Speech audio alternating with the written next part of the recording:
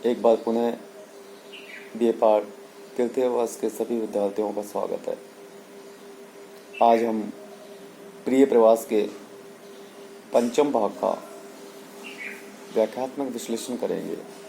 छात्राओं, जैसा कि हमने आपसे पहले प्रिय प्रवास के 4 भाग की व्याख्या कर चुके हैं, आज उसी क्रम में आगे हम व्याख्या करते हैं और आप ध्यान से समझने की कोशिश कीजिए। अहित्य सिंह हरिओत जी लिखते हैं कि श्री राधा को ये पवन की प्यार वाली क्रियाएं थोड़ी सी भी न सुगध हुई, हो गई वैरणी सी, भीनी भीनी महक मन की शांति को खो रही थी, पीड़ा देती व्यथित चित्त को वायु की स्निग्धता, संतापों को विपुल बढ़ता देख के दुखिता हो, धीरे बोली शय दुख उससे श्रीमती राधिकायो, प्यारी प्रातः पवन कितना क्यों मुझे है सताती, क्या तू भी है कलुषिता हुई काल की क्रूर से।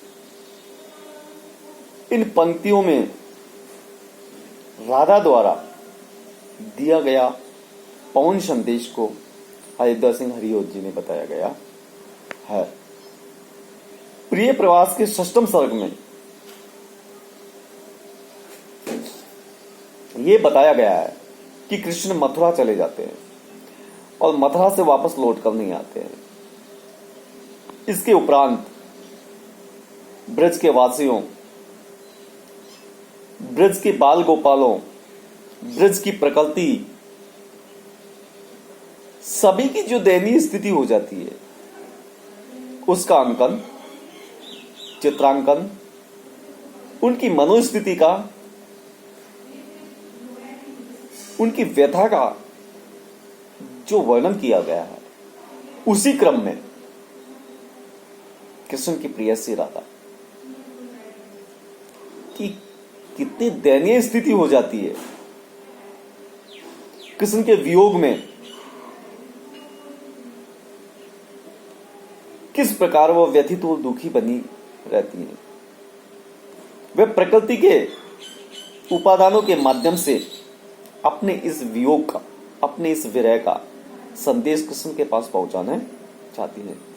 संयोग में जो प्रकृति के उपादान सुखप्रद और मन को शीतलता प्रदान करने वाले होते थे, वे सब के सब वियोग में आकर के व्यथा को बढ़ाने वाले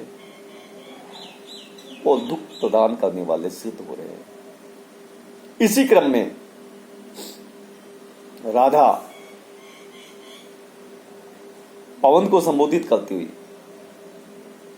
क्या कह रही है, सुनिए। श्री राधा को ये पवन की प्यार वाली किरण है। पूर्व में हमने बताया कि पवन आकर के राधा के आंखों में जो आंसू थे उनको धीरे धीरे भूमि पर गिरा रही थी। पवन की ये मधुर और शीतलता देने वाली क्रियाएं भी राधा को इस समय दुखदायक सिद्ध हो रही थी, दुखदायक प्रतीत हो, क्योंकि ये कृष्ण की स्मृतियों में ले जा रही थी और वियोग में उन स्मृतियों का आना इस समय पीड़ादायक सिद्ध हो रहा था। तो राधा थोड़ी सी भी ने सुखद हुई, यो हो गई वैरणी सी। ये जो पवन की ये क्रीड़ाएं राधा को तनिक भी शांति देने वाली, उनके मन को शीतलता प्रदान करने वाली सिद्ध न होकर के बल्कि वैरिण की तरह, एक दुश्मन की तरह उनकी पीड़ा को और अधिक प्रज्वलित करने वाली सिद्ध हो रही थी। भीनी भीनी महक मन की शांति को खो रही थी। पवन की सुगंधित खुशबू राधा के मन को और अधिक विचलित और व्यथित कर रही थी, उनके धैर्य को डिगा रही थी, क्योंकि ये जो सुगंधित मंद मंद वायु है, पवन है, वो उन्हें सुखद दिनों की स्मृतियों में ले जा रही थी। पीड़ा देती व्यथित चित्त को वायु की स्निग्धता थी।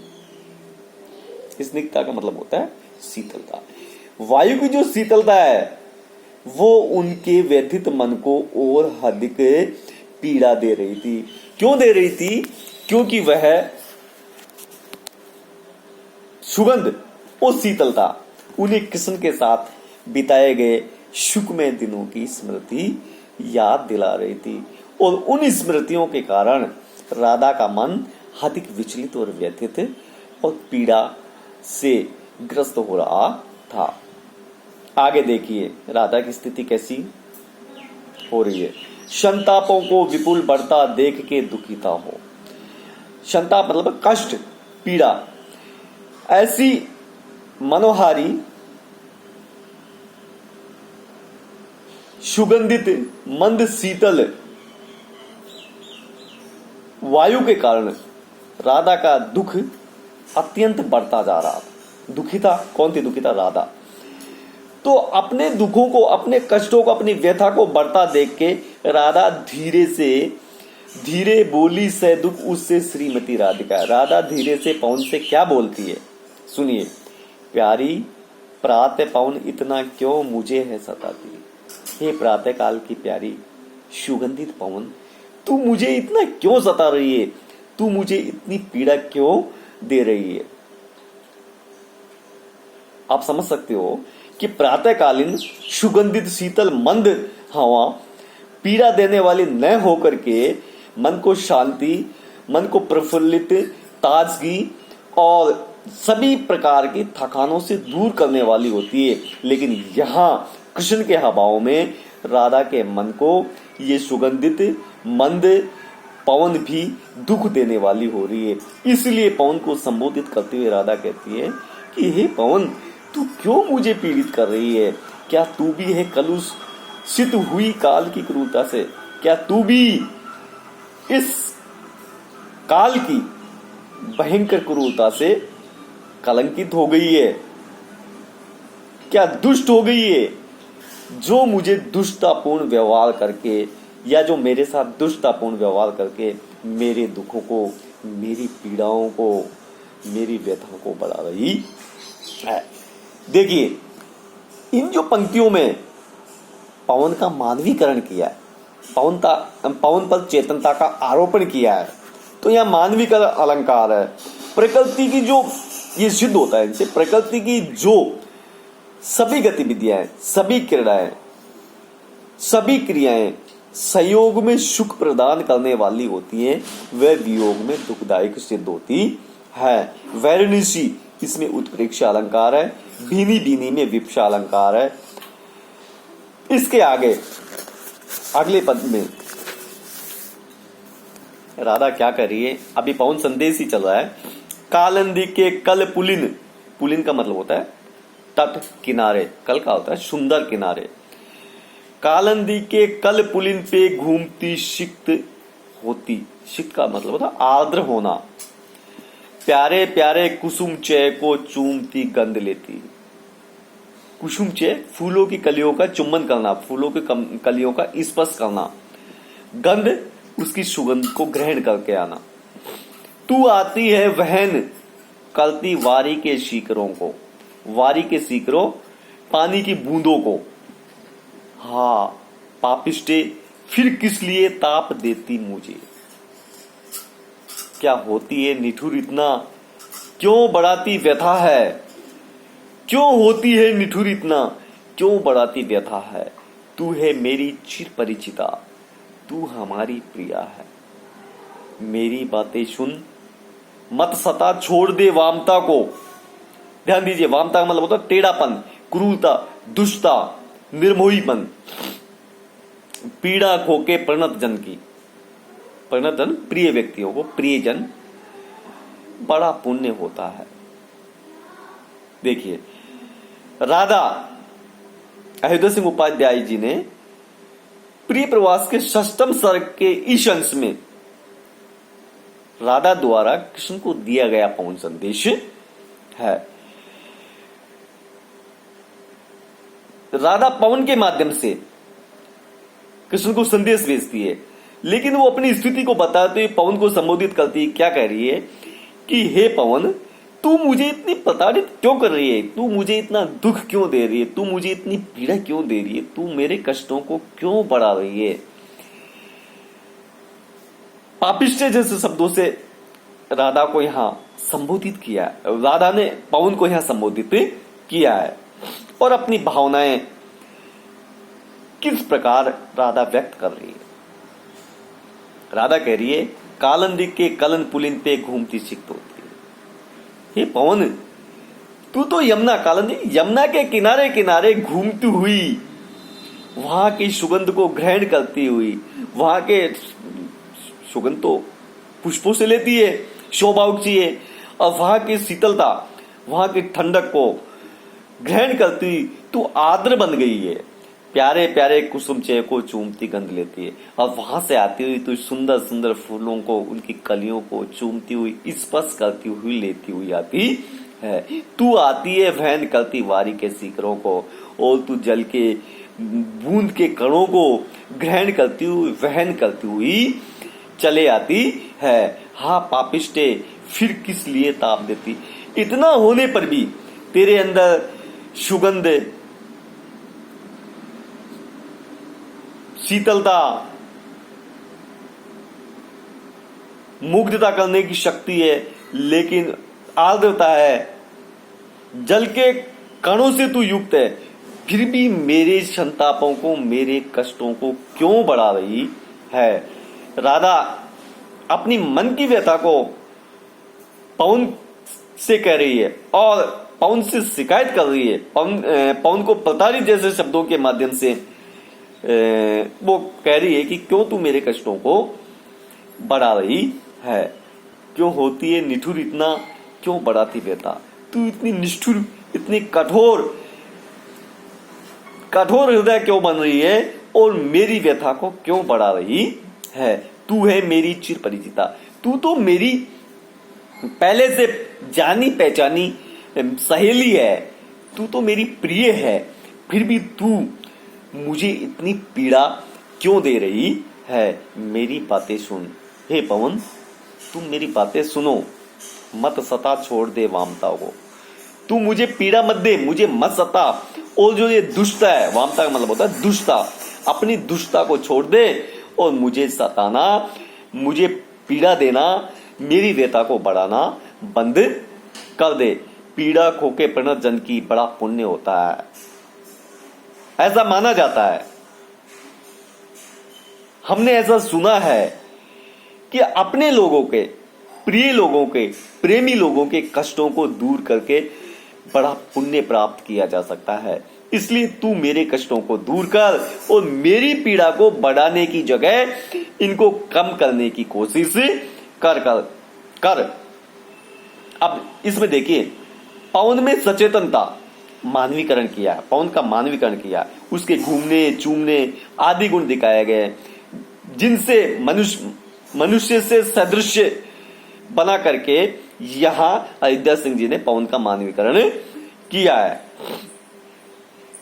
4 पंक्तियों में इनमें असंगति अलंकार भी है।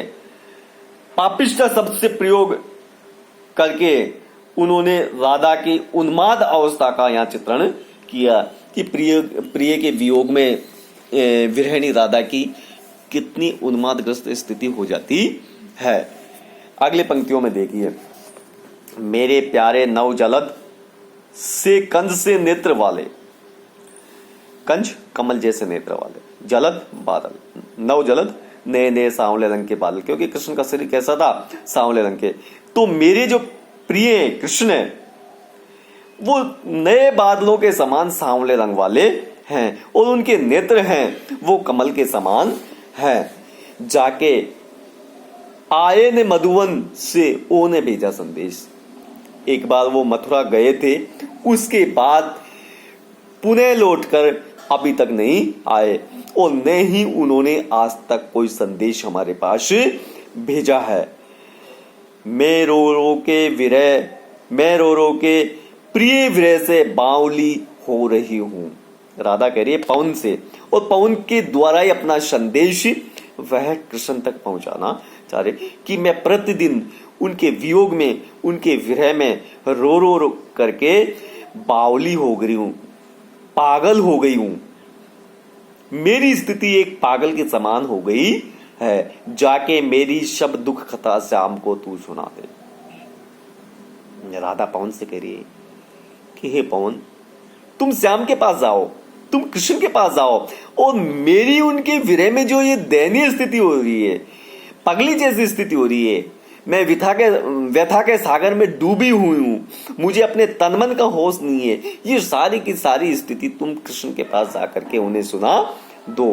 हो पाए जो ने ये तुझसे तो क्रिया चातुरी से। अगर तुम इतना नहीं कर पाओ तो अपनी क्रिया चातुरी से, अपने कार्य की चतुराई से जाके रोने विकल बनने आदि ही को दिखा दे।